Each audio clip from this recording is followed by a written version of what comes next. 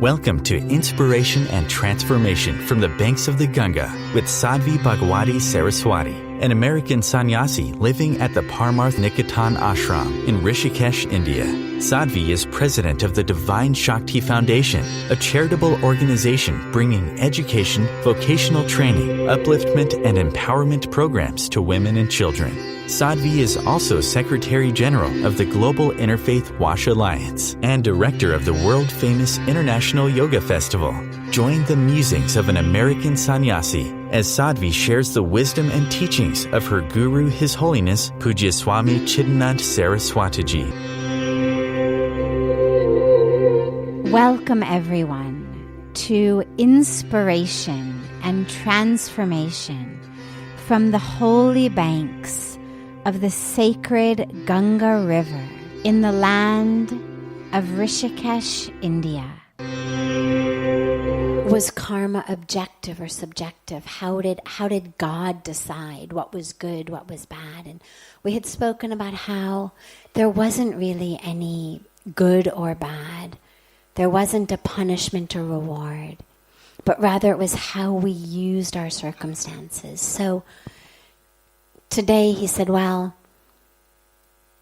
but when you take someone like Hitler, who has wrought such evil and such suffering on the world, how does someone like that get away with it? Doesn't he have to pay in his next life?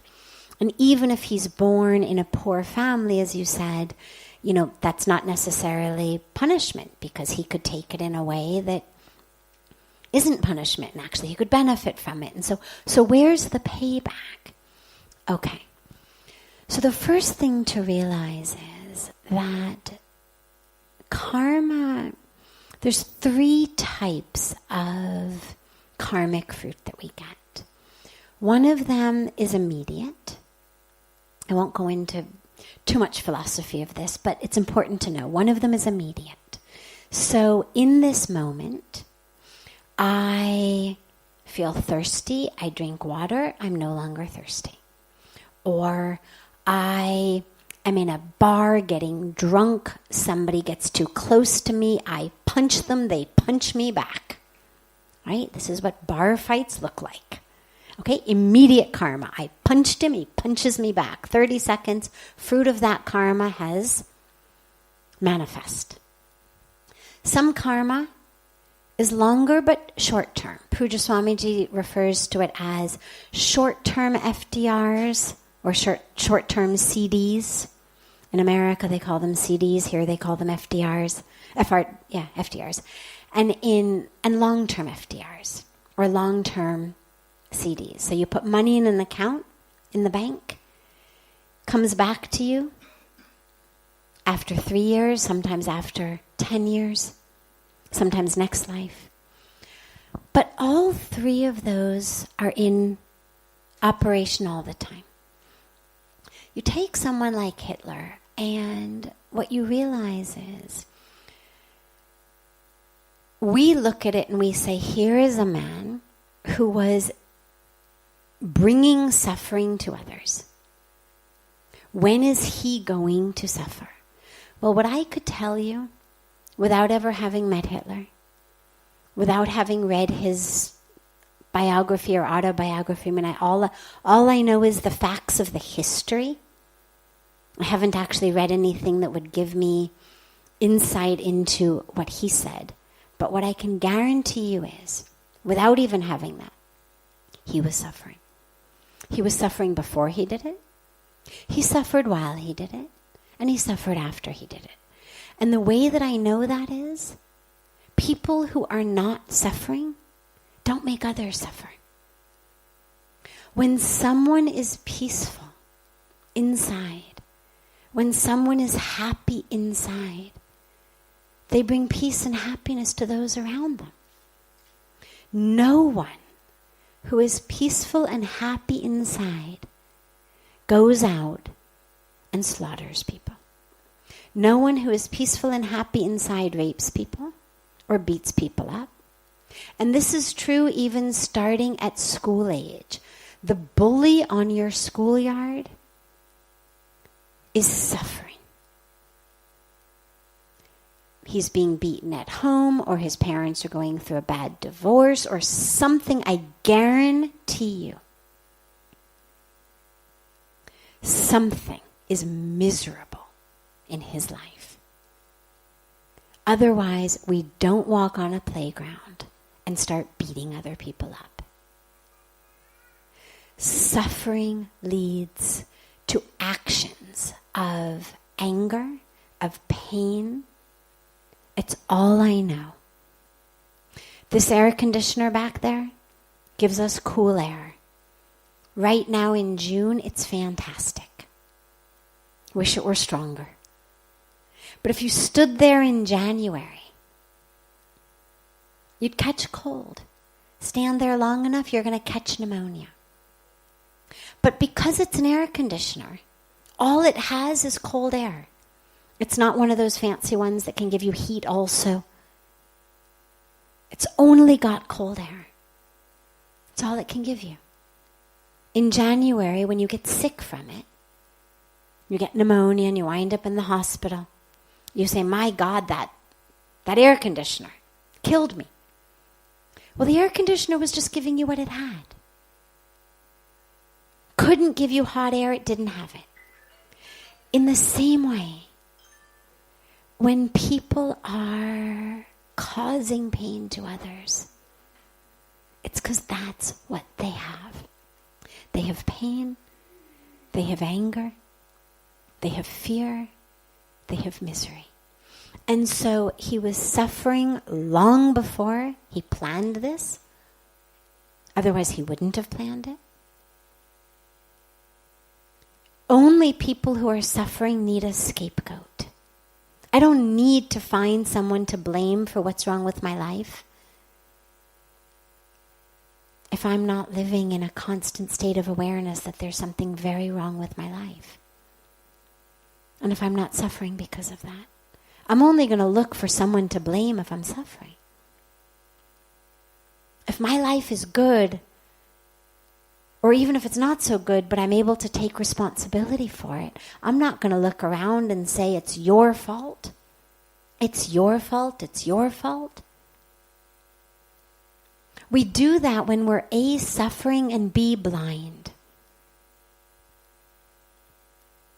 So we know that's the existence he was living in before he even concocted this plan.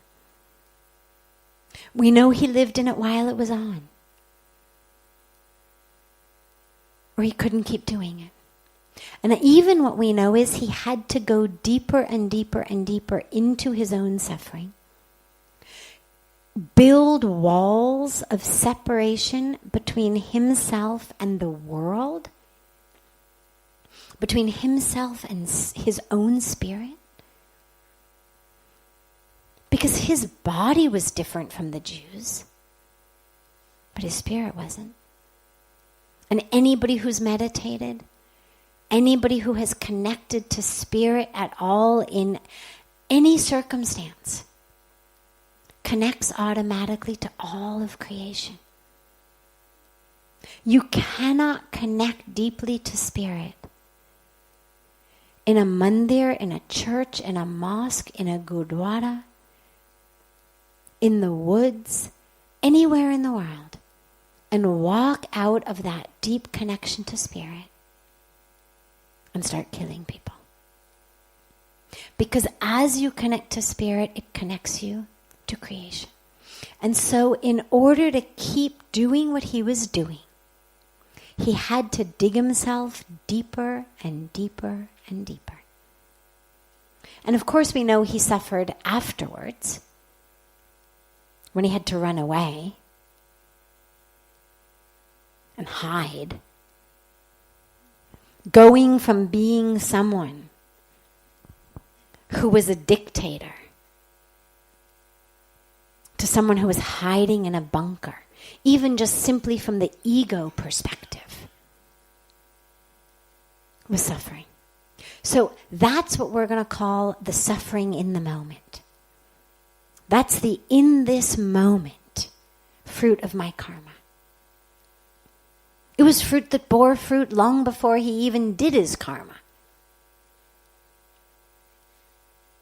What we also know is that in the future, he's going to suffer from it. But it's not about poverty. Because you're right, as we were speaking last night, that may be a very conducive environment for someone. But he's going to be in an environment that's going to give him the fruit of that suffering. Exactly what it looks like, I have no idea. But what I know is that's going to come to him, because that was a long-term FDR that he put in the bank. And at some point, he's got to come back and empty that account. As a human, as an earthworm, who knows? But that's how the law of karma works. It's not you're evil in this life, so you're poor in next life. That which I get is that which I've sowed. He didn't sow poverty. He sowed seeds of separation. He sowed seeds of inhumanity. He sowed seeds of wielding power over others, of taking away people's actual gift given to them by God, which is their life. You don't get to do things like that without that fruit coming. What the fruit will look like, I don't know. But yeah, you can be very sure that it's manifesting all around him in whatever role, whatever body, whatever life he may be in. But also, lastly, that as we spoke, the fruit of our karma is also given to us so that we peel back layers and we get closer to God. And that ultimately the reason we're here is to recognize our oneness with God. And that's true about him too. Which means that despite the heinousness of what he did, God never says, I won't be one with you. Yeah, you got to clear all this first. You got to go through all this. But ultimately, his path is the same as any of our paths, which is to peel back our layers. His seem a little bit thicker than many of ours, thankfully. But ultimately, he's on the same journey, which is how to get those layers of ignorance, of separation peeled back, so he too can recognize and experience his oneness with God. You're listening to OTR-FM, part of the IOM radio network. Being a radio host on IOM FM allows you to build your show on a rich platform with the power of the internet to fulfill your outreach goals and connect with a very specialized and global online audience, unlimited by time and distance. OMTimes Radio will provide you with web relevance, a recognizable conscious brand, and with the standard of excellence that has accompanied every single Circle of Hearts Radio is a sanctuary on the airwaves. Join me, Grandmother Elia, in the circle on Sunday 2 p.m. Eastern as I share information to both enlighten and nourish your soul. Hi, this is Christina Ricci with RAIN. Every 2 minutes, another American is sexually assaulted. If you or someone you know has been sexually assaulted, you are not alone. Help is just a call or click away through the National Sexual Assault Hotline. Please call 1-800-656-HOPE, that's HOPE, or visit RAIN.org, that's RAINN.org. Brought to you by RAIN and this station. Welcome back to Inspiration and Transformation. I'm so glad to have you all back here with me. I'm always in a state of turmoil, thinking too much about events beyond my control, and this is affecting my health. What advice can you give me, please? It's funny because usually when people are in turmoil, what you'll hear them say is, I'm in turmoil because this person does that. Or I'm in turmoil because my husband this, or my wife that, or my children this, or my in-laws that. And then we have to be the ones to say, actually, it's not that person, it's actually your thoughts, and, you don't have any control over another person's actions, etc., etc. But here, it's interesting because the question actually already has the answer embedded in it. They don't need me to say, the problem is your thoughts. They don't need me to say, other people's behavior is out of your control. They know that. He begins with, my state of turmoil is from thinking too much about events beyond my control. So they're already almost there. The advice, therefore, of course, as well, so how can you stop? When you know the problem is you're almost there to the solution. The dilemma usually comes when we think the problem is someone else or something else. It's the traffic, it's the interest rates, it's my weight, it's my in-laws, it's this, it's that. But the problem is always in our own mind. Always. Doesn't mean things don't happen in the outer world. They do. But that's not what actually causes us the problem. The problem is how we react to, how we think about that which happens in the outer world. So, how then do we stop? Well, when you realize that something that you are doing is negatively impacting your health, whether it's something like smoking cigarettes, drinking too much alcohol, eating too many cookies, living in Delhi where it's too smoggy, when you realize that something that you're doing is impacting your health in a negative way, you only have two choices. Either keep doing it or stop doing it. Both options are in your hands. You can keep smoking, your health will keep getting worse. You can keep eating too many cookies, drinking too much alcohol, breathing too much in Delhi, your health will keep getting worse. Or you can make changes. Right? The doctor says, give up smoking or you're going to die of lung disease. We've got a choice. God has given us free will. We spoke a lot last night about free will. Or maybe it was the night before about free will. Choice is ours. Keep smoking, die of lung disease. Keep eating too much, drinking too much, living places that are polluted. Well, it's a choice that we're making. We have that free will. But then, of course, there's the repercussions, which is my ill health. Similarly with our minds. There's not someone outside of us pulling the strings and saying, happy, sad, jealous, competitive, blissful, peaceful. It's us. It's the choice that we make every minute. And I don't say that to simplify it or to make it sound easy. It's not easy. Working with your mind is probably the hardest thing in the world to do.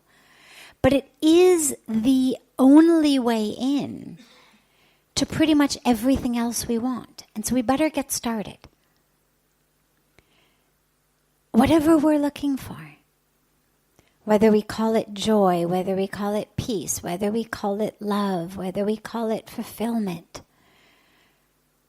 contentment, whatever word we use for really the core of what we're looking for, whether we aim higher, enlightenment, wherever you are on that spectrum,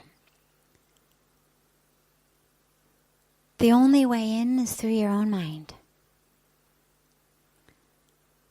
As Indreshji said tonight in the Aarti, there's no place you can go and buy cosmetics for the mind and the heart and the soul. Well, there's no place that you can go and buy peace and joy and fulfillment, enlightenment.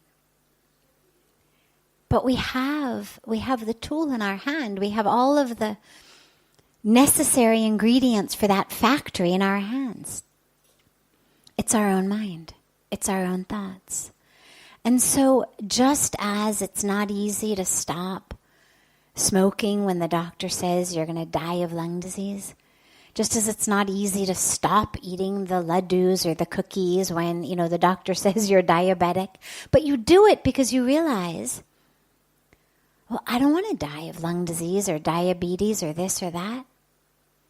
Yeah, it's hard, but it's worth it. I'm going to do it. It just requires,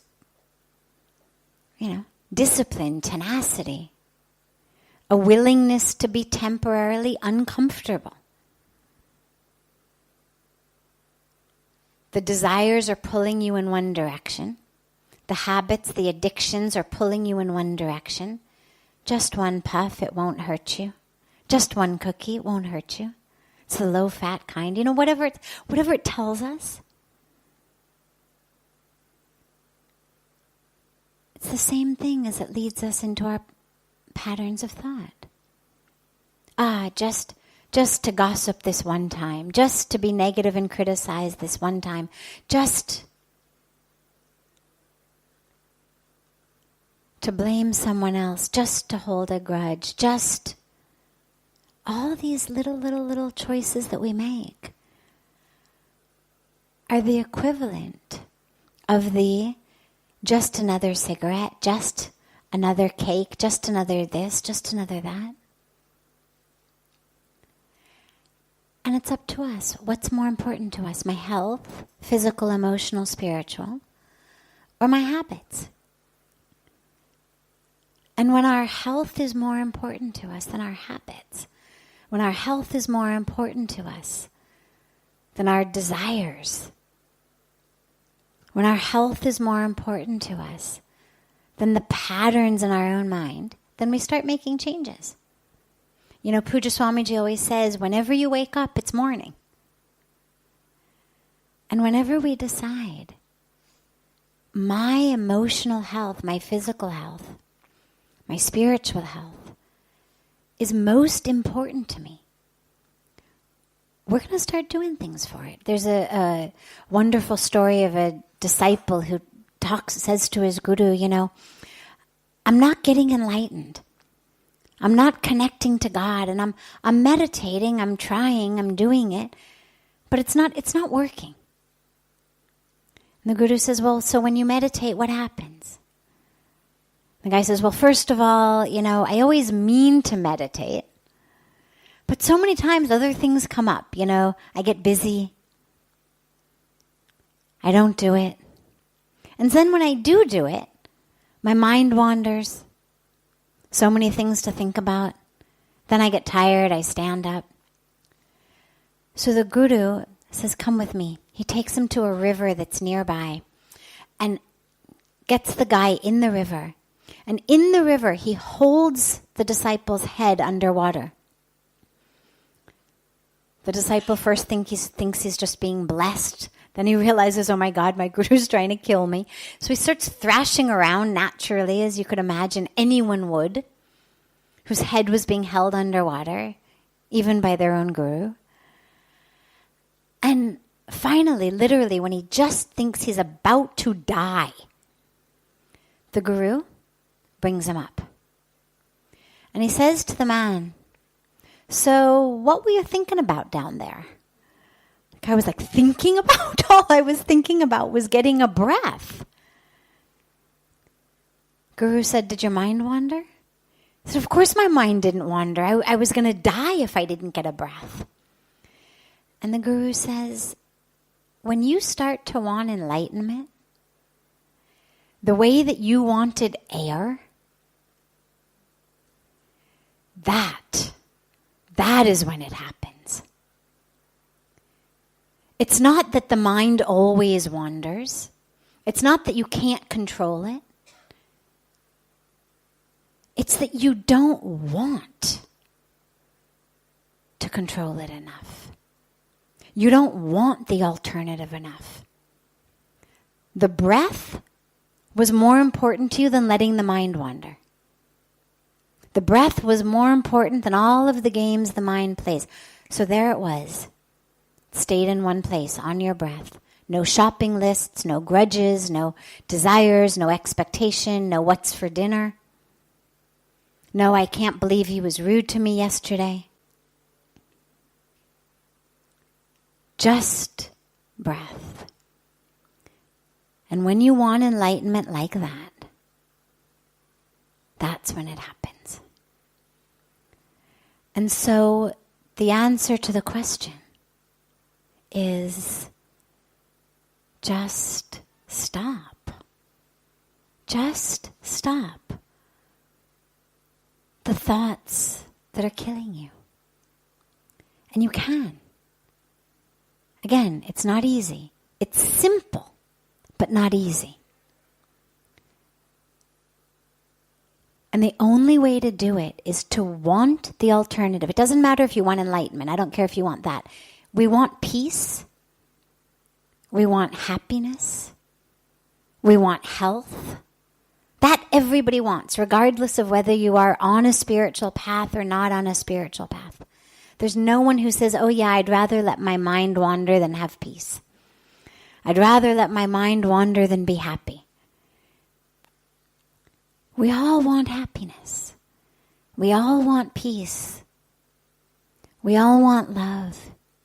And when we start to want that more than we want to let our minds wander, more than we want to hold a grudge, more than we want to be victims of our culture that tells us, here's what you need for a good life.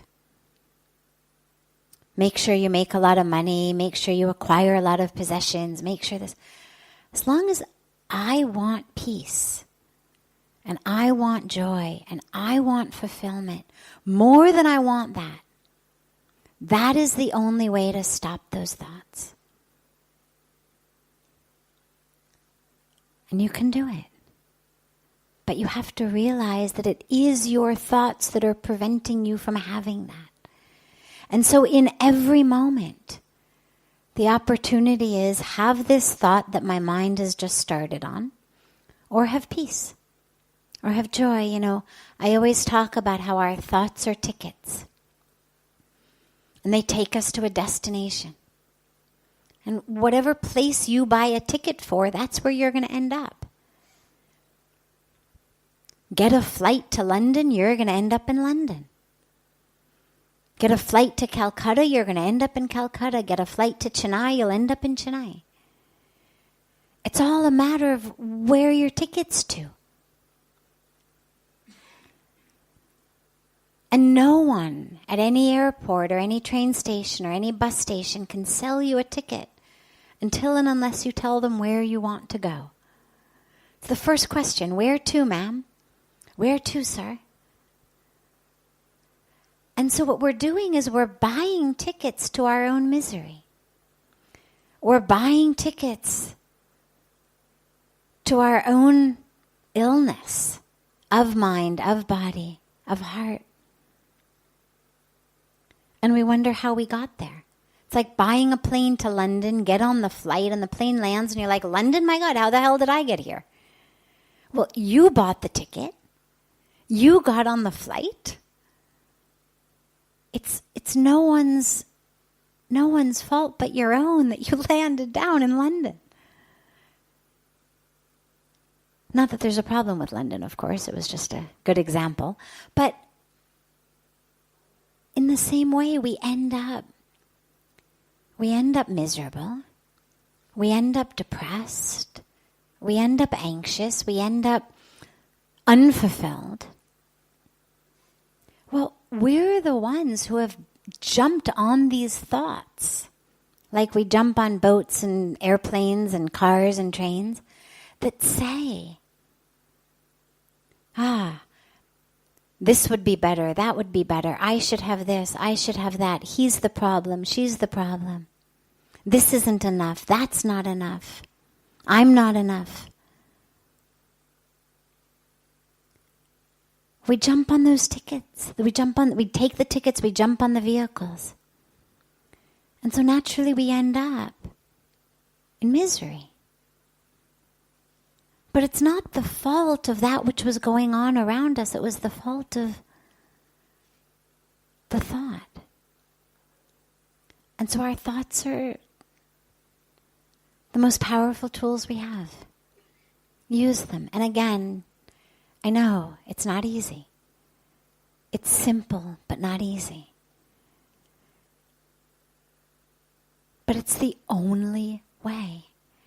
And so we better get started. And it takes a while. Getting control of your thoughts is not an overnight practice. But nothing worth doing is an overnight practice. Whether you become a ballerina, whether you become a pianist, whether you become a scientist, nothing happens overnight. You learn, you work, you practice. And it's the same thing with our own minds. We practice. And slowly, slowly, slowly we find ourselves much less frequently ending up in destinations that we had no interest in going to. We find ourselves much less frequently with tickets in our hands to places that we never wanted to end up. And we get that control. And then we start to be able to say, Acha, where do I want to go? I want to go to joy. All right. What are the thoughts to cultivate? I want peace. What are the thoughts to cultivate? I want love. What are the thoughts to cultivate? I want enlightenment. What's the way to work with my thoughts and the space between them in order to get there? It's all in our thoughts. It's all in our mind. The scriptures tell us that the mind is the only answer, whether to our enlightenment, to our freedom, or whether to our bondage. It's all in the mind. So why start anywhere else? Why look anywhere else for the source of our problem? Begin. And slowly, slowly, slowly, slowly, keeps changing. Every day you make a difference. This is OTR-FM, part of the IOM radio network.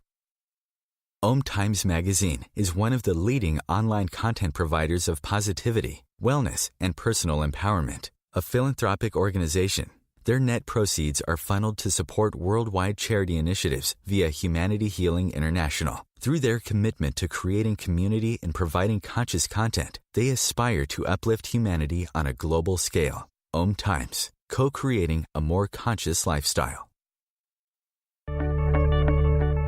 Do you have time to read that inspiring book or that blog post you've been meaning to get to? In your busy world, how do you improve yourself and keep your life going?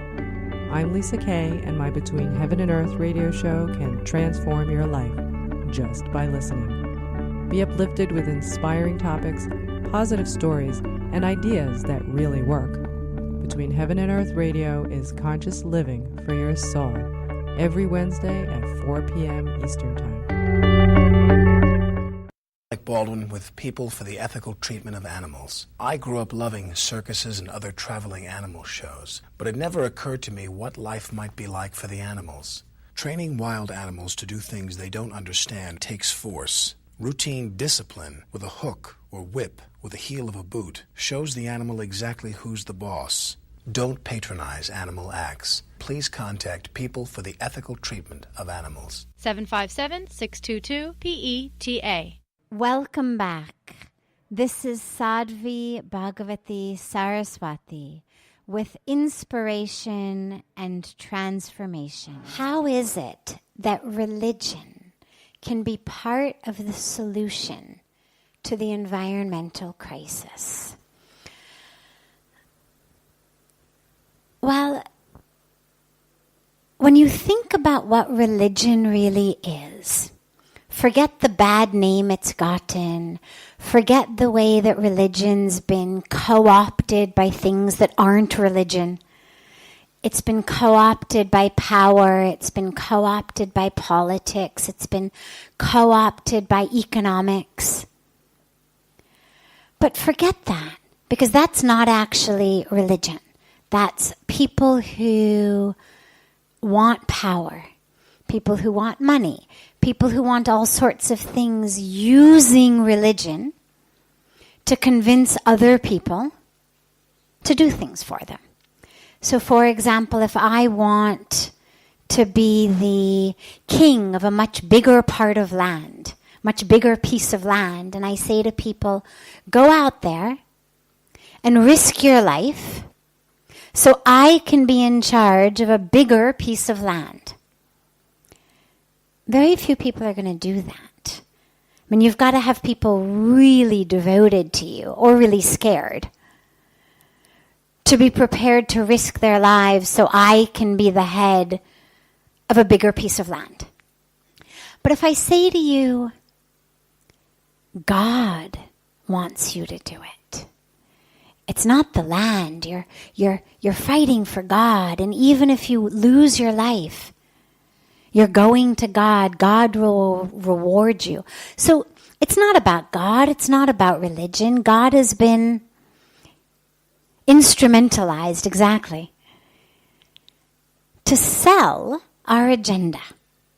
So if we leave that aside and we talk about religion at the purity of what it really is, which is a way for people to connect to God, a way to understand our world, a set of tenets and beliefs and ideas about the universe and about our relationship with the universe, and a set of practices that brings meaning to our life, connection, fulfillment.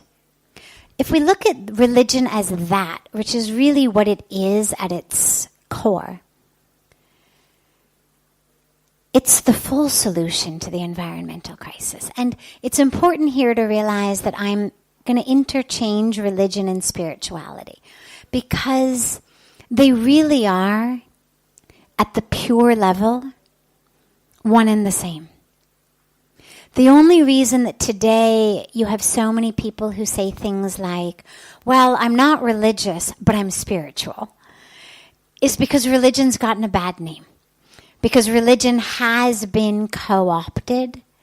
And so when people say that, what they mean is, I believe in God, maybe not by your name or form, but I believe in this divine presence.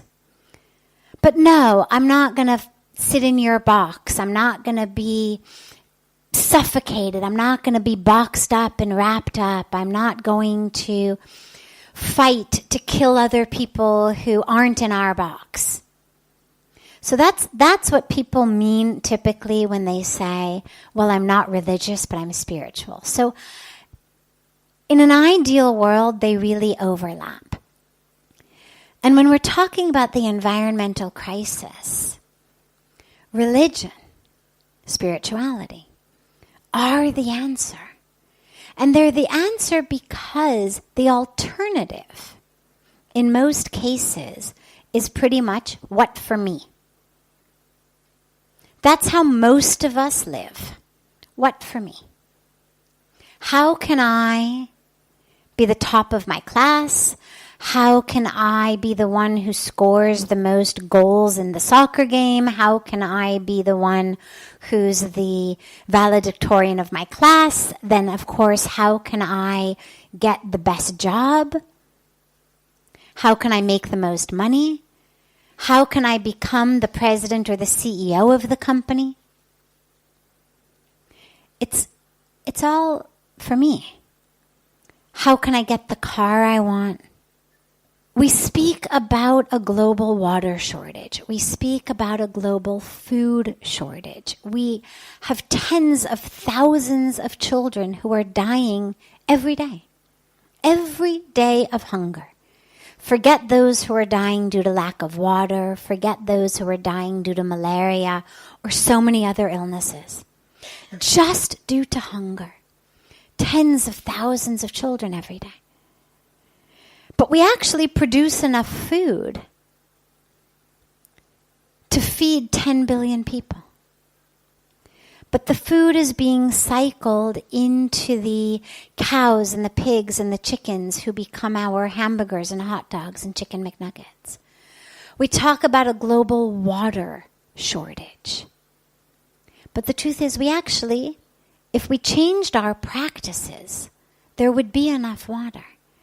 The problem is that our practices, again, of what we eat, how we shop, what we buy, how we live, this more me mentality is driving us to kill the earth.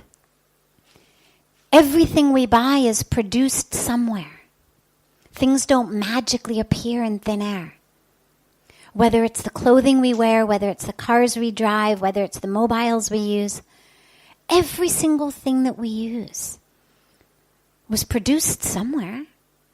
Somebody made it. There was some waste produced from it. Something had to be done with that waste. And as our world is being driven more and more by the more for cheaper, because I want to save my money, buy as much as I can for as little money as possible, we have a whole model that's rooted on how many corners we can cut. So you have sweatshops, you have women and children who are working in hazardous, horrendous, toxic conditions, dangerous conditions, 18, 20 hours a day. You have crops full of cotton being sprayed with God knows what kind of chemicals that are giving cancer to the cotton pickers and their birth defects to their children, that are sickening the people who drink the water that flows through the river downstream. Because here's a secret about life. Whatever you drop on the ground is going to end up in your river. It's the nature of how gravity works. It's the nature of how life, how the planet works. Whatever gets into our soil is going to end up in our water. Gets in our groundwater. And eventually it gets into our water supply or into the rivers that are irrigating our crops. And so as we're driven for more, we're polluting our soil, we're polluting our air. We're polluting our water, and we're depriving the humans with whom we share this earth, the human beings with whom we share this planet, of water, of food. Forget what we're doing to all the other species. The statistics are terrifying of how many species, just since last Earth Day, in the last year, how many species have gone extinct. The Amazon rainforest is being deforested at a rate of about an acre a minute. Sorry, a second. An acre a second. A little bit more even. It's the size of a football field. So however many acres a football field is per second, the Amazon is being cut down. Well, the Amazon produces 20% of the oxygen for the world. It absorbs about 20% of the world's carbon dioxide, and it holds about 20% of the world's water. What's it being cut down for? Beef.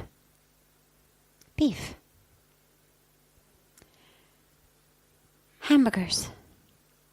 So we circle back to the question of what's the role that religion can play. Well, there's two aspects. One is more superficial, one is deeper. On the superficial level, we look to our religion for our tenets of how to live. So our religion hands us, here's your 10 commandments. Here's the rules of life. Here's what we do. Here's what's pop and punya, wrong and right. This is what our religion hands us. So many things we do that our children ask us, why do we do them? And particularly in India, and we say, I don't know, but this is just, it's what we do. It's our culture, it's our dharma. It's what we do. So religion has that role to play to teach us that what we do is we live for the planet. We focus, as Pujya Swamiji says so beautifully, not on what for me, but on what through me. How can I be a vessel for the divine to flow through me? We perform this beautiful yagna every night on the banks of Ganga. The message of the yagna with all the mantras is idam namam. Idam namam. The mantras end with that term, idam namam. Not for me, but for you. Not for me, but for you. It's not about what for me. So that's one thing religion does that's very, very important. On a deeper level, though, religion and spirituality connects us with our true fullness. Why do we need shopping therapy? Right? The number of people, the percentage of items that are purchased, not because we need them, but simply because we decided to go for shopping. Well, what are you going to buy? I don't know. Jaake dekh lungi. I'll go, I'll see what's there. Well, on a rational level, that makes no sense. I mean, if you really pull that apart, I'm going shopping. For what? I don't know. Well, then why go shopping? I mean, if you don't need something, why would you go? But we go because, not because my toes are poking through my shoes and so I need a new pair. But we go because we're bored. We go because we're depressed. We go because we're anxious. We go for 100 reasons other than because we need something. And in that shopping therapy, that very, very temporary high we get with a new pair of shoes or new handbags or new clothing, the high is very short, but the ripple on the earth is very far, very long. And so when we're connected spiritually, we don't find ourselves going for shopping therapy. You don't see a lot of the saints and the sages walking into department stores, kind of roaming around, thinking, Acha, what should I buy today? Chalo, let's go for shopping. Never once, I've been here 22 years, never once have I heard Pujya Swamiji or any of the other saints say to each other, Acha, I know what we should do today. Let's go shopping. Let's go to the mall. Even just to see what it's like, never.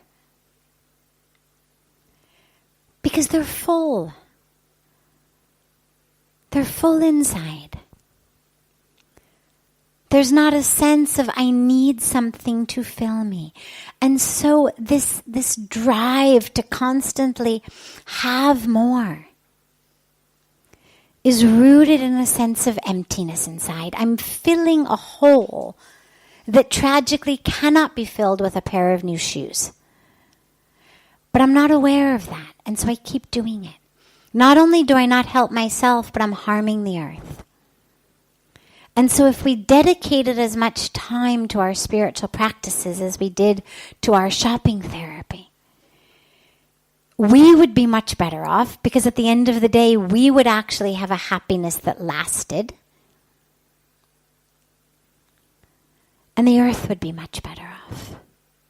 So spirituality or religion is, in my mind, absolutely the key.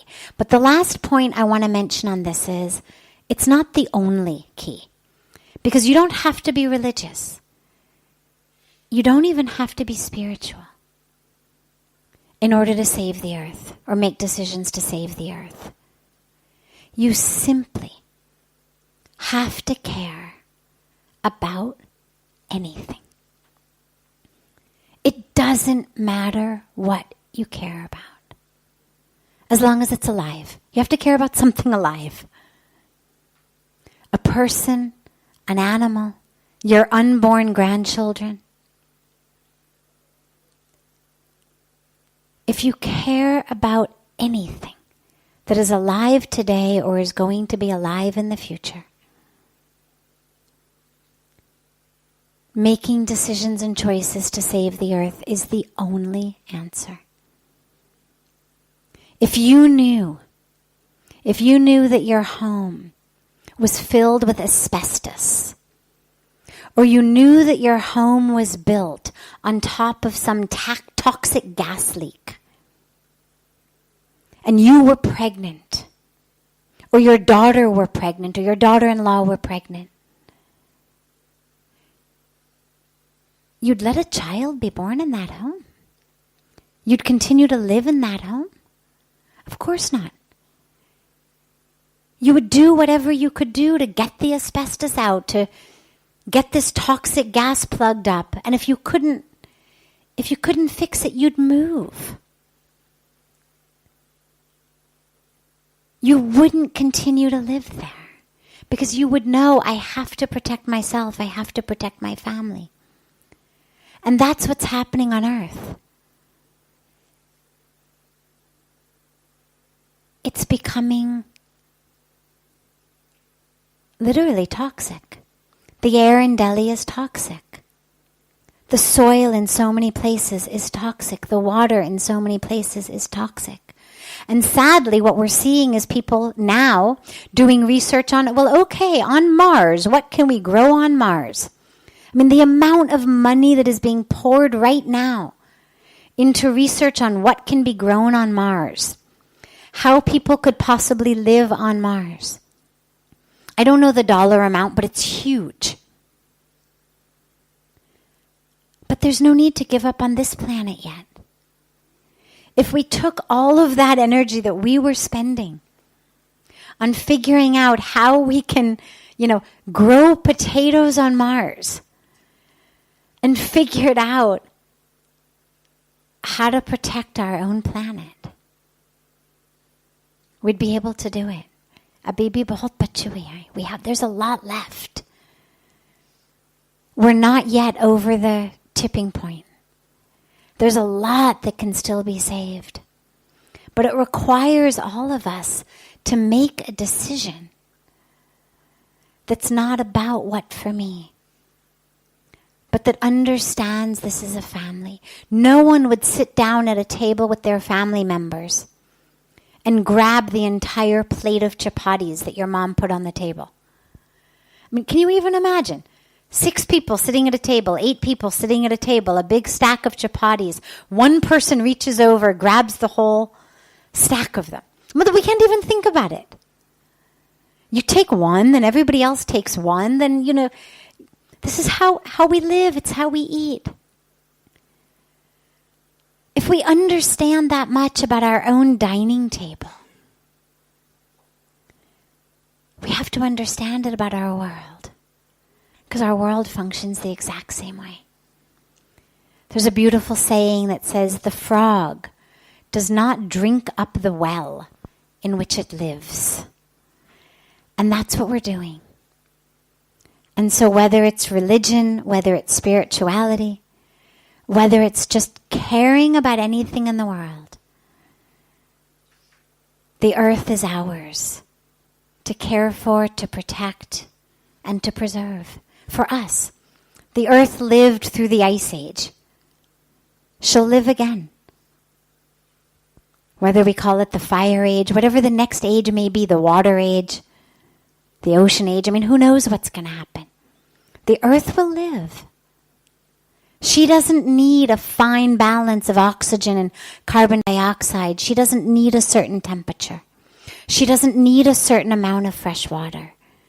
We need it. So it's us we're protecting. Us we're preserving. And that choice is up to us. This brings to a close this hour of inspiration and transformation. Thank you so much for joining me I'm so glad to be together with you all each week.